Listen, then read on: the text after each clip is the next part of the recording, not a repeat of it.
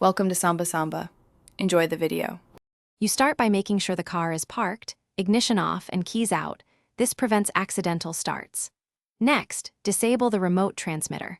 Hold the fob near the driver door or press the unlock button twice to stop repeating signals.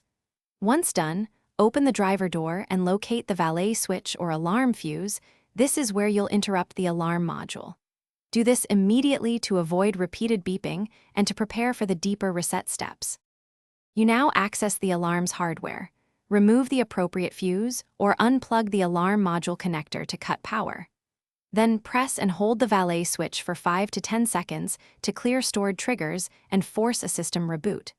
Once the hold is complete, reinsert the fuse or reconnect the module while still engaging the valet switch, then release.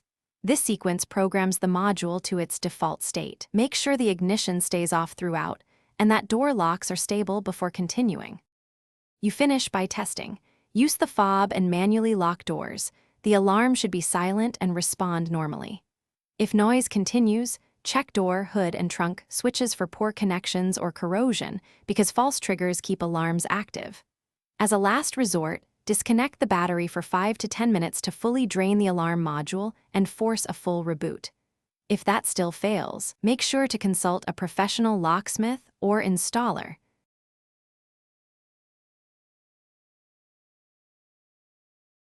Thanks for watching. Consider subscribing if we helped you.